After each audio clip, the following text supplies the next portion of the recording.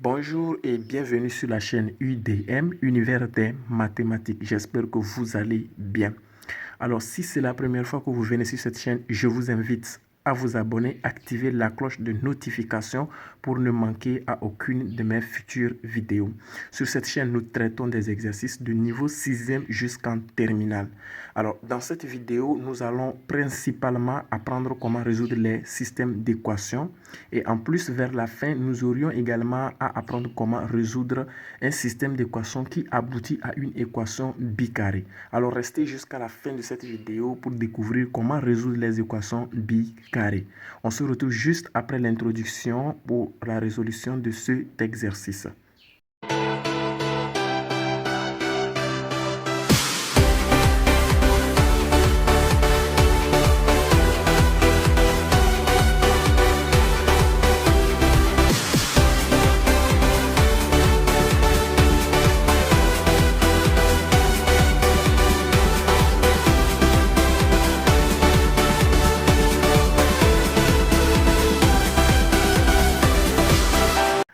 Alors, bienvenue encore une fois. Nous allons rapidement commencer la résolution de cet exercice. Numéro 1, on demande de résoudre dans R carré le système d'équations suivant. Quand on dit R carré, ça veut dire qu'il y a deux inconnus qui sont, n'est-ce pas, en relation binaire, on va dire. C'est-à-dire ils sont en relation simultanée. Les deux marchent de pair. Donc, ça veut dire que ça devient un couple de coordonnées, on va dire.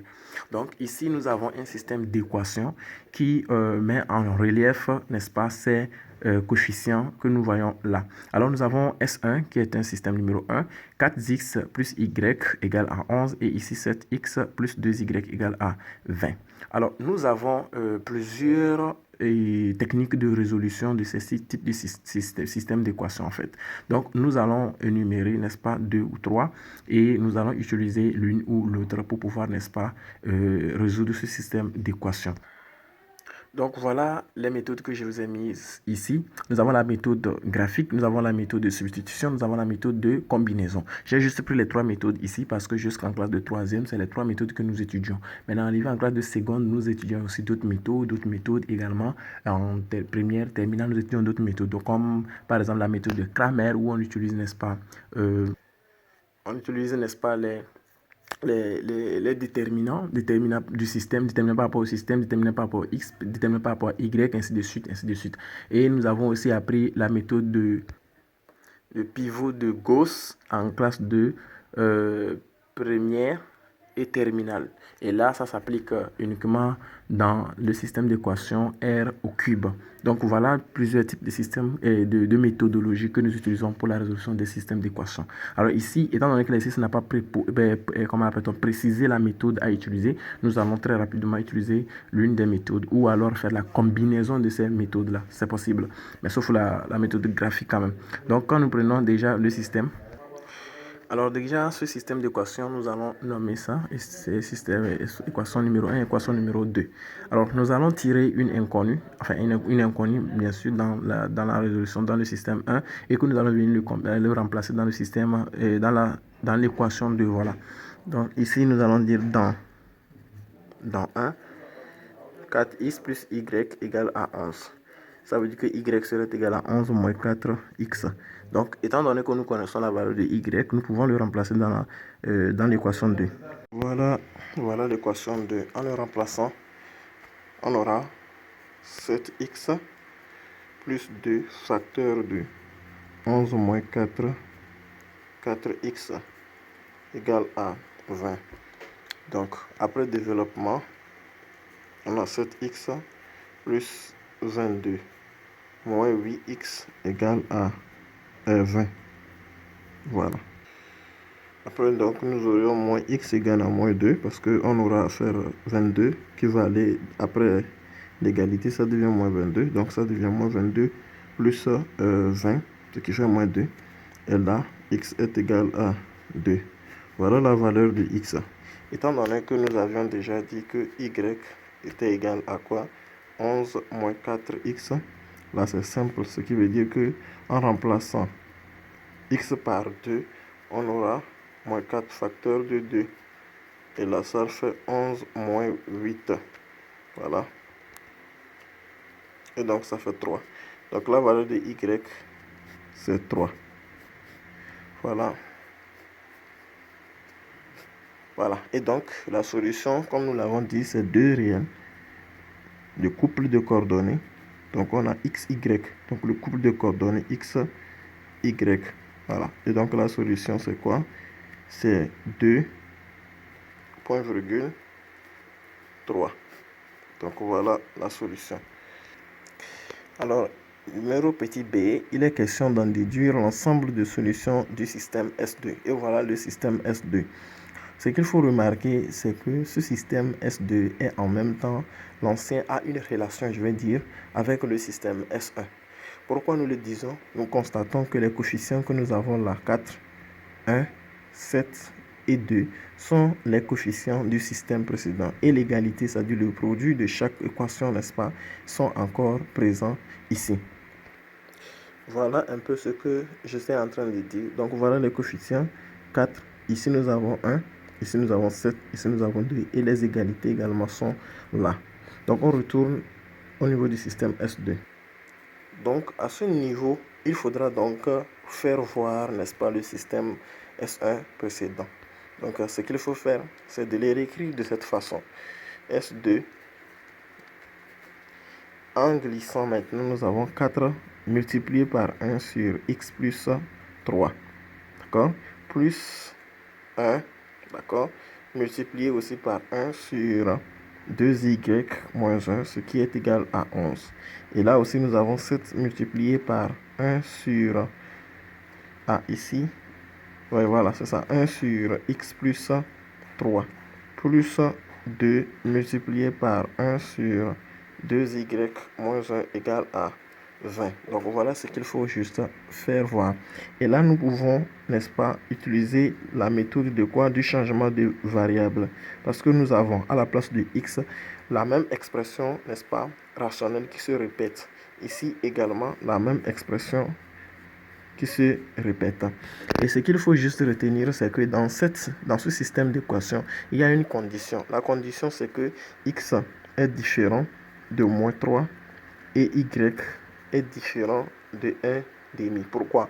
Parce que ce sont des fractions rationnelles et nous avons appris que lorsque nous avons une fraction rationnelle, cette fraction rationnelle va exister que lorsque le dénominateur doit être différent de 0. Et ici, lorsque nous vérifions ces deux expressions, ce sont ces valeurs-là qui doivent être différentes, n'est-ce pas, pour que les fractions rationnelles puissent exister. Donc, ce système S2 existe que si et seulement si x est différent de moins 3 et y est différent de 1 demi. Nous sommes d'accord? Ok. Maintenant, sous cette base, nous allons revenir pour, n'est-ce pas, identifier. Donc, je dirais, posons grand X égale à 1 sur x plus 3 et grand Y égale à 1 sur 2y moins 1, 2 petit y pardon, moins 1. Ici également petit x plus 3. Donc déjà en utilisant cette méthode, nous pouvons revenir dans le système S2 pour faire quoi? Pour écrire grand X, 4 fois grand X, puisque là ça fait 4 fois tout ce que nous avons posé comme grand X. Vous voyez? Donc, tout ce que nous avons posé comme grand X, c'est là. C'est là. Et là également, tout ce que nous avons posé comme grand Y, c'est là. Donc, il faut remplacer ça par ce que nous avons posé. Donc, grand X plus donc Y, grand Y, ce qui est égal à 11. Et là, nous avons 7 fois grand X plus 2 fois grand Y égale à 20. Et nous avons encore le système que nous avions précédemment. Donc, ce qu'il faut juste faire, c'est de procéder encore de la même manière pour résoudre ce système S2 avec l'inconnu grand X et grand Y. Donc, sans tarder, on va tout simplement attribuer les solutions que nous avons eues précédemment au niveau des petits x à ces grands x-là. Pourquoi? Parce qu'il s'agit de du même système d'équation. Donc, on va dire par analogie,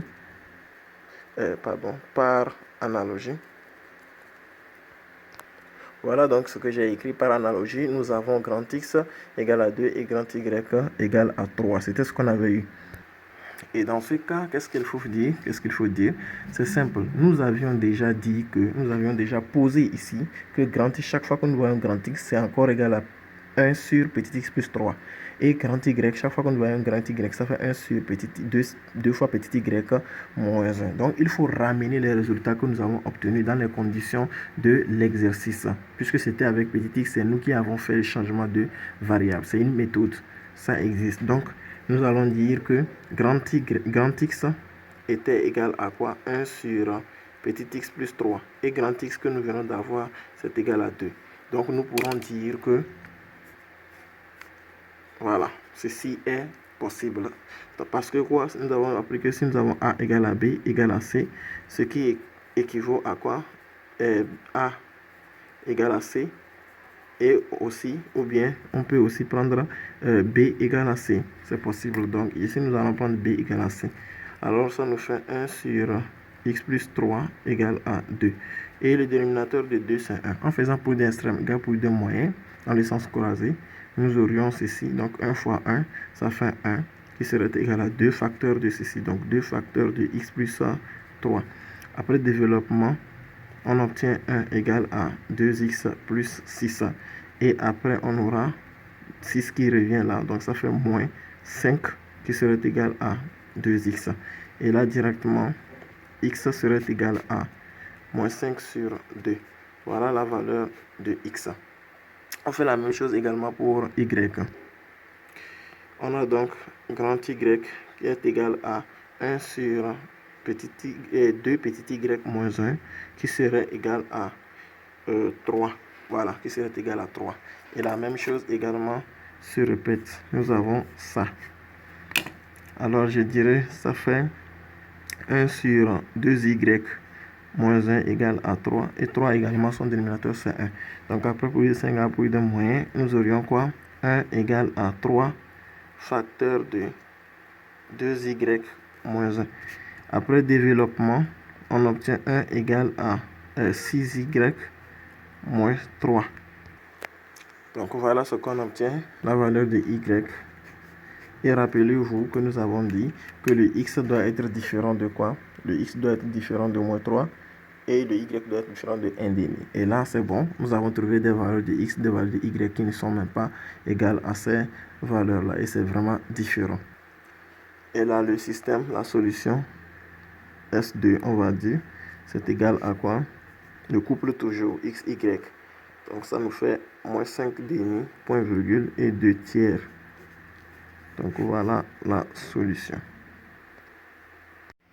Bien, donc nous voici devant la deuxième question, numéro 2 en fait.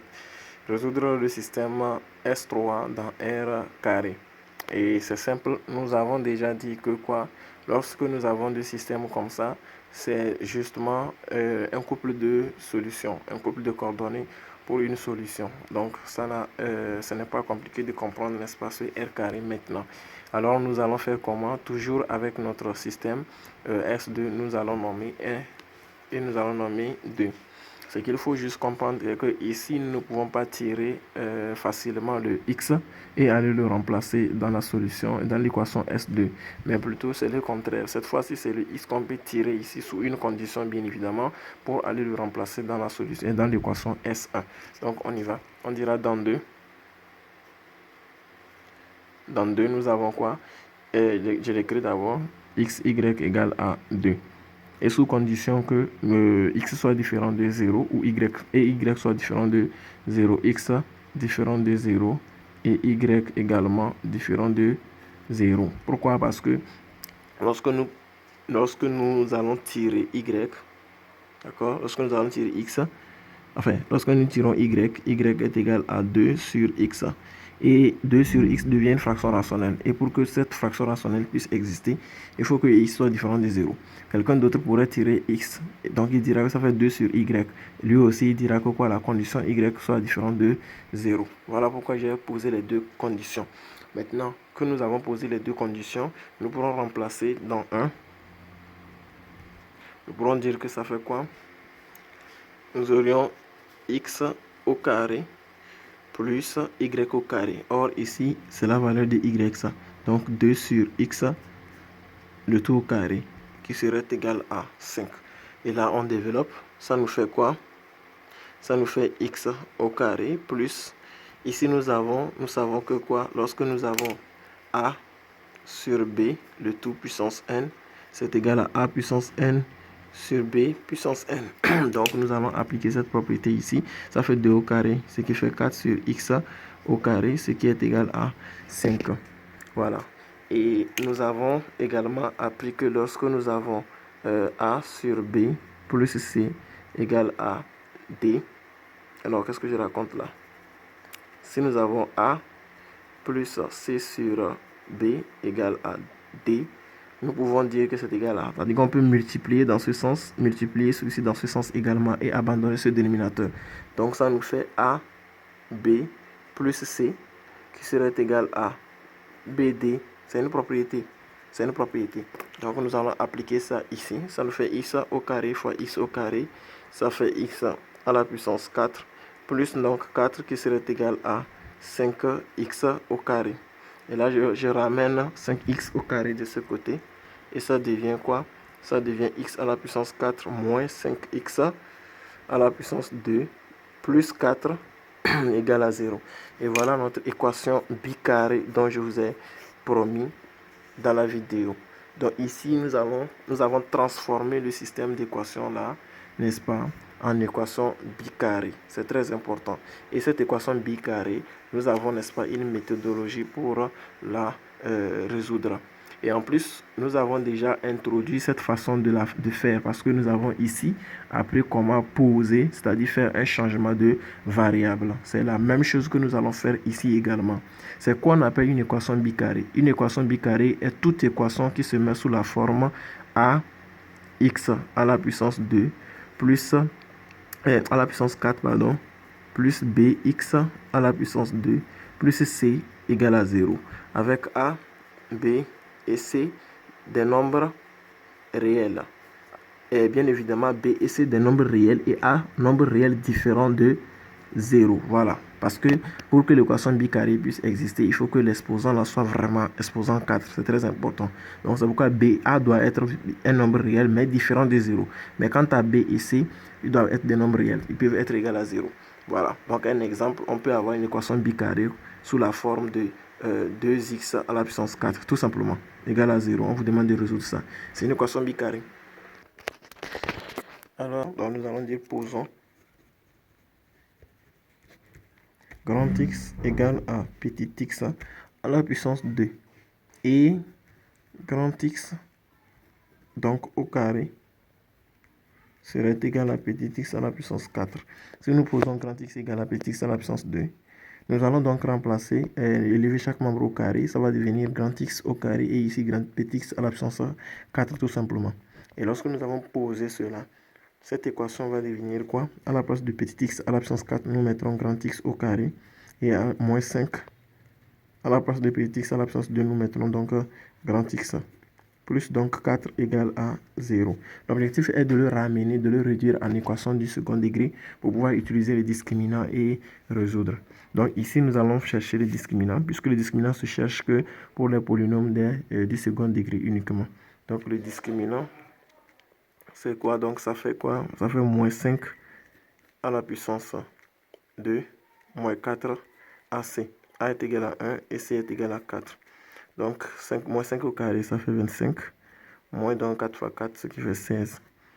Et donc nous avons 9. Discriminant étant positif et un carré parfait, on pourra donc chercher quoi? On pourra donc chercher grand X1 qui serait égal à moins B'. Donc, et moins B, pardon, moins B. Donc, B ici, c'est moins 5. Donc, ça fait moins fois moins 5.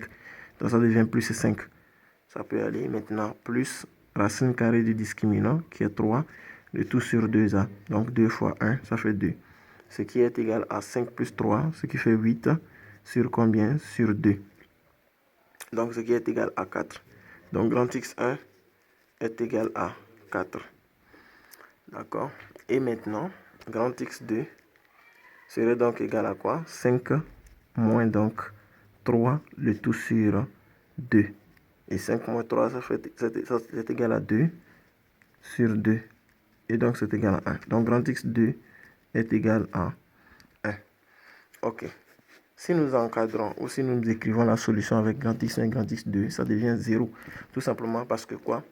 le système d'équation n'était pas avec grand X et petit x. Donc nous devons chercher à ramener cette solution-là dans les conditions de l'exercice qui est petit x et petit x surtout. Voilà. Donc ici, nous aurions tout simplement à poser, puisque nous avons déjà dit que grand X est égal à petit x au carré. Ça veut dire que grand X1 serait égal à petit x au carré. Donc ça serait égal à quoi? Ce serait égal à 4, puisque grand X1 c'est égal à 4. Et comme je vous l'avais dit, on peut prendre cette partie-là pour résoudre. Donc ça serait égal à quoi? Petit x au carré égal à 4. Et rapidement, on aura petit x au carré. On ramène 4 ici, ça fait moins 4, ce qui est égal à 0. Et là, nous avons x moins 2, le tout facteur de x plus 2 égale à 0. C'est une identité remarquable, a carré moins b carré. Et là, on aura x moins 2 égale à 0 ou x plus 2 égale à 0. Et là, x est égal à 2 ou x est égal à moins 2. Voilà comment nous avons trouvé la valeur de x deux fois, puisque le système était x au carré. Et maintenant, le cas de y également, on prend grand x2 égale à petit x1. Voilà, je disais pour le cas de x2 aussi, nous allons faire la même chose. Donc ça nous fait grand x2 est égal à petit x au carré, qui serait égal à 1, parce que nous avons déjà dit que quoi? Nous avons déjà dit que grand x2 est égal à 1. Donc, grand x2 est égal à 1. Voilà. Donc ici, rapidement, nous allons dire que ça nous fait petit x au carré égal à 1. Et là, x est égal à plus ou moins racine carrée de 1. Et donc, x est égal à plus ou moins 1, puisque racine de 1 est égal à 1. Là également aussi, on pouvait ramener x de ce côté. Ok, pour chercher l'identité remarquable a carré moins b carré, faire la même chose qu'on a fait ici. Et au niveau de là aussi, on pouvait aussi aller directement, puisque 4 c'est fait 2 au carré, on pouvait aussi faire la même chose comme on a fait ici. Donc, c'était pour vous montrer les deux façons de faire que je fais ça différemment. Ok, donc ici, nous allons noter la solution quoi, puisque nous avons x égale à 1 et x égale à moins 1 aussi. Nous pouvons donc noter la solution comme quoi 4 couples de coordonnées. Voilà, 4 couples de coordonnées. Ça peut aller. Ou qu'est-ce que je raconte? 2 couples de coordonnées. Voilà. 2 couples de coordonnées. Nous avons le premier couple là, x. Ah ouais, voilà. Ça fait x et puis moins 1. Enfin, qu'est-ce que je raconte? Ça fait 2. 2.2. 2.1. 2.1. Et là, point virgule, on a 2 qui va aller avec moins 1. C'est possible. Et nous avons aussi moins 2 qui va aller avec 1. C'est possible. Moins 2 qui va avec 1.